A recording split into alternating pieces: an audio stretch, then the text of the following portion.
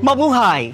Welcome to Plaza San Luis. This cultural commercial complex houses various restaurants, an arts and crafts store, and Casa Manila.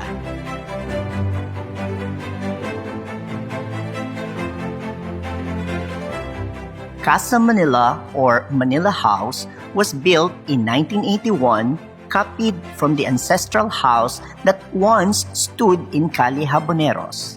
It's a lifestyle museum aimed at showcasing the domestic lifestyle of a native principalia during the Spanish colonial period. Let's go and see what's inside. Before we enter, we need to bang the Antillean door knocker in order to inform servants that there are incoming guests.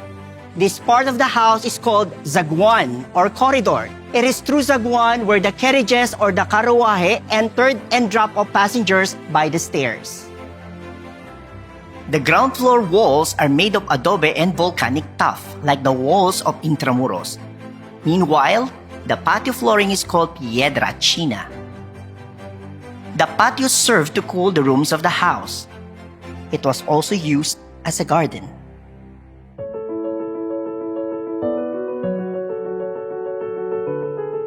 We are now at the mezzanine, also known as the ENTRESUELO, literally means between floors. Rooms in the Entresuelo were reserved for extended family. Guests can sometimes be accommodated, but the extended family usually lived here. This unique seat is called the KAPIYA. This is the Bachelorette's room. The bed is made by a Chinese carver named Atay, famous in the 19th century. Atay beds used to be a status symbol. Other common furniture at that time include the baul or the wooden chest and the butaca. Here in the despacho, also known as main oficina, the owner of the house conducted his business transactions together with his clerks and accountants. Wealth during the colonial era was mostly sourced from the lands called haciendas. While some earned from the galleon trade, most of the principalia were landowners called hacienderos. The main workstation is a massive desk called escritorio.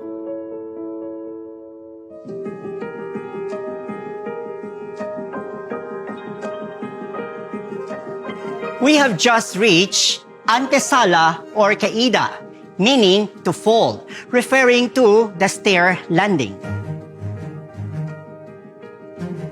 During the day, the family used this area for entertaining close friends or having merienda or afternoon snacks. These decorative wooden panels are used to circulate air between rooms. The volada is the area between the dining room and the antesala. And here we have Sala Mayor. Very important people were entertained here. This room was decorated to show off one's status in society. Tertulias or late afternoon parties and bailes or dance gatherings were held here. Older people discussed the latest in politics, business, and fashion, while the children of the host, particularly young ladies, lead the singing and playing of musical instruments.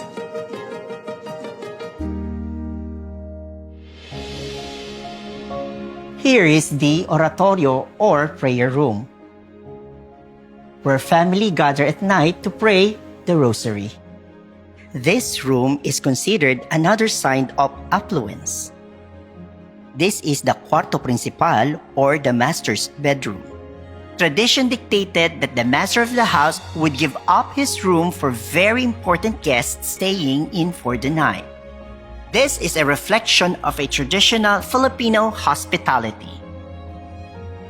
Meanwhile, the children's room is decorated with a carousel-designed ceiling to make it more appealing.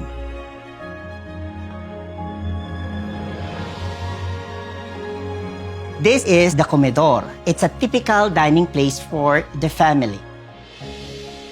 It showcases the family's collection of silver, glassware, and porcelain. A COMEDOR usually has a PUNKAH. The servant pulls the string to drive away the flies and to help ventilate the area. This is the COCINA, or the typical kitchen.